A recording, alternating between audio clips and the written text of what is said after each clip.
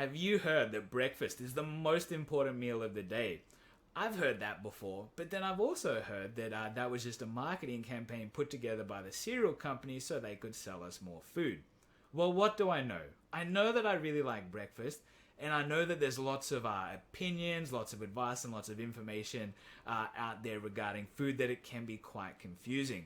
How do we know which information is right? And more importantly, who should we listen to when it comes to deciding what food that we eat? So here's a quick example of just how widespread the opinions and beliefs are regarding food. When I was a kid, I used to love eating Pop-Tarts. If I was allowed to, I would have eaten them for breakfast every single day for a period. But my parents didn't let me. They said, no, there's too much sugar in them. They're going to make you fat. Instead, you should eat Wheat Bix because they're healthier. They're better for you. And that wasn't just for me. Most of my friends, their parents said the exact same thing. So I'm revisiting that claim.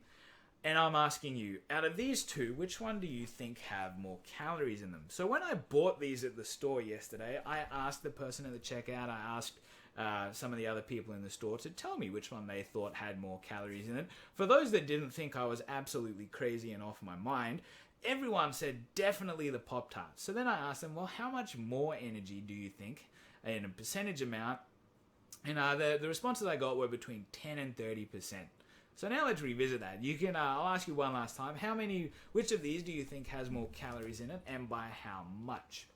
So the Pop-Tarts per 100 grams have 2 to 3 calories more than the Wheat Bix. So that means if I were to want to gain a kilogram of fat, I would have to replace, there's 9,000 calories in a kilogram of fat.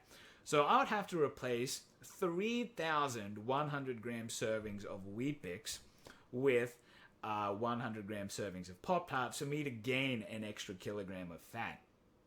And then there's so much more we could consider. We could look at fiber. Is there a difference between sugars versus carbohydrates? What about low GI versus high GI? But I'm not going to do that. I'm just going to leave it enough. Suffice to say that there is a lot that we can dig into when it comes to food if we so wish. But know what else there is when it comes to food? Lots of rules. Now, when I speak with people and ask them about their food, I often get things like, well, I can't eat that, or I shouldn't eat that, or I'm not allowed to eat that. And then there's lots of advice out there. When I worked in the health department, there was a poster in the lobby of my building that actually angered me. And I had like 4 categories of food. It said, don't eat this, eat less of this, and eat more of that. And how do you feel when someone bosses you around like that, when you're told you can't have this, shouldn't have that? Do you end up wanting it even more? I think there's an element of truth to that, because why else would Adam and Eve want to eat that apple if it was because they were told that they can't have it? So is there another way? Are we bound up by all these rules? And how do you feel with those rules? If you don't particularly enjoy looking at food and stressing and worrying about, well, can I eat it? Should I eat it? Is it good for me? Is it bad for me? How many calories does it have? Here's one question I want to ask you, and that is, who ultimately decides what you eat? Who has the ultimate control over what goes into your mouth? And that is you. So maybe instead of listening to all the rules and opinions and advice from others, how about you decided how you felt regarding food? And I'm calling this a food framework. And it's a journey you go on. It's not something that happens overnight. But you start to unpack and ask yourself some of the following questions. Well, how do I feel about food? And then how does food make me feel?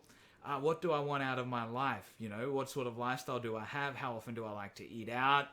Do I like to eat with friends? What are some of my goals in terms of my body, in terms of the sports that I play? And as you go on that journey, you begin to sort of build this framework, I'm calling it, and it's a space that you operate in. So instead of seeing something and worrying about the rules, you just know that it fits into your framework regarding food. So here's a quick example of my food framework. I'm not saying copy this, but I just want to show you somewhere where you can start and some things to consider.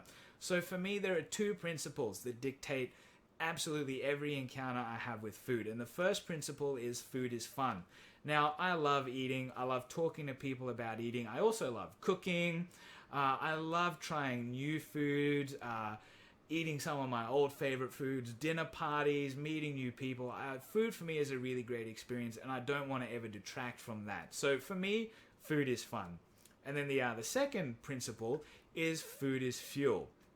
And that to me, no matter what food I eat, is there is energy in it. And some foods have more energy, some foods have less energy. But I also recognize that I need energy to live. It keeps my body alive. And then any energy I have above that, that is fuel to go and do other things, whether that's exercise, whether that's to play my sport, go running, train for this, whatever it is, food is fuel. And it keeps me going. So what could your food framework be? And how good could it feel to, when you look at food, to just be able to eat it, enjoy the experience, and not worry about, can I have, should I have, is this good for me, is this bad for me?